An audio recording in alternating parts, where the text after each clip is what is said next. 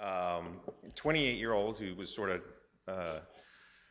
dealt a bad set of cards. Unfortunately, he was born with polycystic kidney disease and comes from a very loving, generous family, so much that his mother gave him his kidney when he was in his teens. Unfortunately, it failed after about 10 years, and he's back on dialysis. Was trying to get another transplant, but in the interim developed mitral valve endocarditis and had his first mitral valve replacement surgery in 2012 and a subsequent redo in 2014, and at that time also had a tricuspid ring, who was transferred actually from El Paso, which was not an easy sort of logistical deal, with degenerative sort of refractory heart failure, pulmonary hypertension essentially equal to his systemic pressures, hepatic congestion and liver failure with recent variceal bleeds and banding. When he showed up, he's hypotensive, he's got fulminant RV failure, he's on pressors in order to not only maintain perfusion but also dialyze him. He's in shock, sort of chronically acidotic, DIC thrombocytopenia. So I'm trying to paint a picture here of a fairly sick guy, but now let's look at his heart. So consistent with the clinical findings or the imaging findings, his RV is severely dilated. The LV is not filling much, and it's being compromised by the RV pushing in on the interventricular septum. His mitral valve is essentially not opening, but there has to be some blood getting through here. But he's got a mean gradient across his mitral valve prosthesis of 27 millimeters of mercury. He also has severe TR in the setting of that previous tricuspid ring and severe pulmonic insufficiency. So the task was to find someone with bioprosthesis and multivalve dysfunction. So this young man has severe bioprosthetic mitral stenosis, severe pulmonic valve insufficiency, severe tricuspid valve insufficiency, liver failure, RV failure, kidney failure.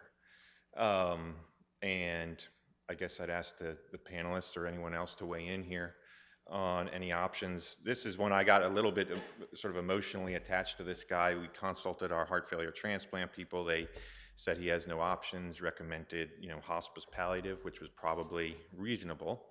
Although the guy sitting there talking to you, sort of asking for help. So any suggestions? Well, I think if this guy was 55, 65, or anything like that, I think we would all be voting for hospice. Was making us think for alternative is that, God almighty, he's 28. What do you think, Paul?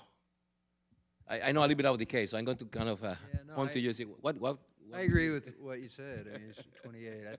The thing that worries me the most is the way his RV looks. Yeah. But those 3 lesions are all addressable. Mm-hmm. So I think, you got to give it a shot and hope the RV recovers. Well, so from a technical point of view then is, what can you do for the prosthetic mitral stenosis? It's calcium everywhere. Yeah. So what are the technical considerations? Ballooning with a lot of calcium, putting a valve in there, potential. Another surgery was addressed as an option, but given the comorbidities deemed not a good option at this time, and maybe something palliative. Ballooning him comes with the risk of creating more mitral regurgitation by tearing the leaflets or embolizing something. There was a question, the liver service asked us if we could fix his tricuspid valve. They thought that they could get him through the liver failure. So there was an opportunity maybe to do a valve and ring on the tricuspid valve, plus or minus a valve and valve in the mitral position. So we elected to start with the fixing the mitral valve. So this is a interatrial balloon septostomy in order to get a Edwards system transeptally. And, this has all been done in a guy with an INR of 3.5 to 4 with 20,000 platelets. So some risk.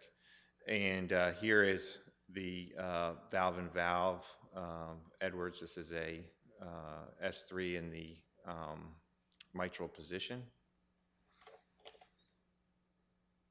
And here it is. Whoops, let me go back one. After deployment, you see the gradients immediately came down to 6 from 22 to 25. And here's the prosthesis in the mitral position, functioning well. And to get to your point, Dr. Grayburn, immediately, actually, the pulmonic insufficiency was essentially resolved, and the TR got better. So sort of just fixing that primary lesion subsequently allowed this guy to get better and actually get out of the hospital a couple weeks later.